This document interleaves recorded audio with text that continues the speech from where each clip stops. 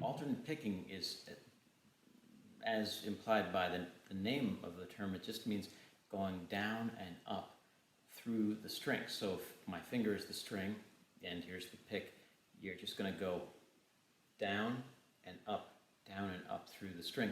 And there are a few basic techniques to talk about with alternate picking, and everyone's hands are different, everyone's nervous systems and bodies are different, but these are general principles that you can explore that may help you out a lot and speed up your progress.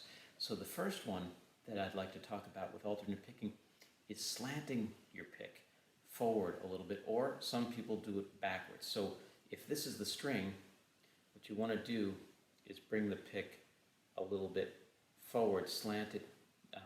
So if this is your guitar pick, you're going to slant it a little forward onto the string. What you want to do is bring the smallest amount of surface area through the string to activate the vibration of the string as possible. You don't want to, so if you bring just the flat part of the string, rather the flat part of the pick through the string, you're really using more surface area than you need. So just try to angle your pick forward like this a little bit, and you can feel that out for yourself, how much of a forward angle you want on the pick, and also how it affects your sound. So think about those two elements. The other thing to think about is to use as little of the pick as you need to get a full sound. So you might use a fraction of a millimeter. So you just want to brush the string a little bit. You don't need to really dig in. You may want to dig into the string sometimes for an effect. Really give it, almost like a centimeter in. But most of the time, especially when you want to play fast,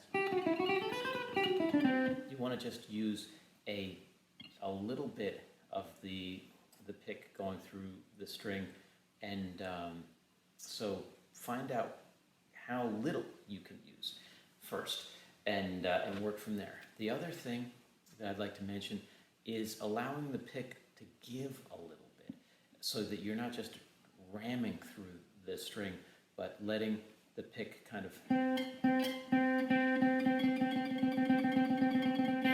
bounce a little bit back. So you can keep a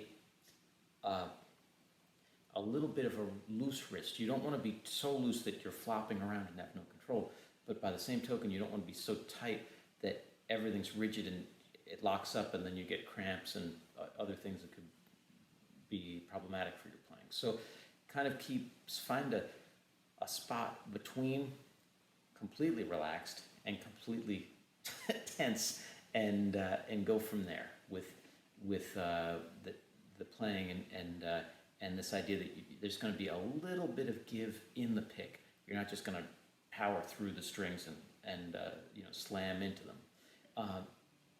So those are a few things to think about with alternate picking. And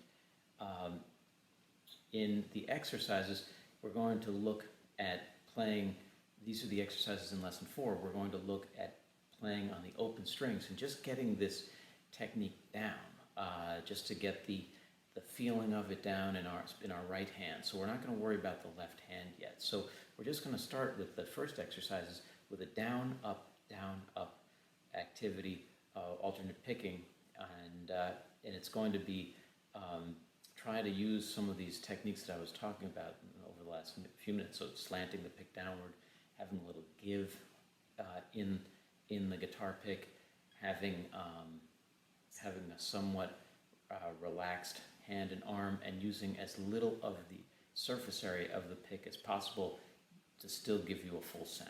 Okay, so let's try that first exercise, and it'll just be down, up, down, up, down, up, down, up.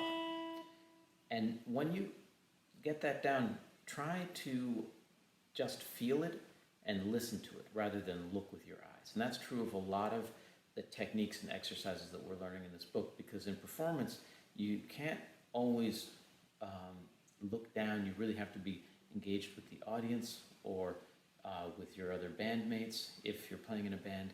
And also looking at your guitar and using your eyes a lot, or mainly, is kind of going to take your ears a little bit out of the activity. So you want to put the ears front and center, try to listen as much as possible to the tone, to the correct notes, and then also feel, and with your hands, the technique at work, the correct finger positioning, the placement on the neck, all those things. You want to feel those in your body rather than looking at where they should be with your eyes. The eyes are kind of a crutch, and as you progress with your guitar playing and play faster and faster, your eyes aren't going to be able to keep up with how fast your hands are moving. So you have to use your ears and your fingers, and that'll hold you in good stead in the long run anyway. So you want to, at the outset, you want to kind of foster that technique of using the ears and the hands, or kinesthetics as it's called, the placement of the hands in space, the understanding of that in the mind. You want to use those two principles as the real center of your guitar technique, and then use the eyes when necessary. So you can use the eyes when you have to make a big jump and you want to find the right fret and stuff like that, but try to avoid using your eyes to search out for the notes, in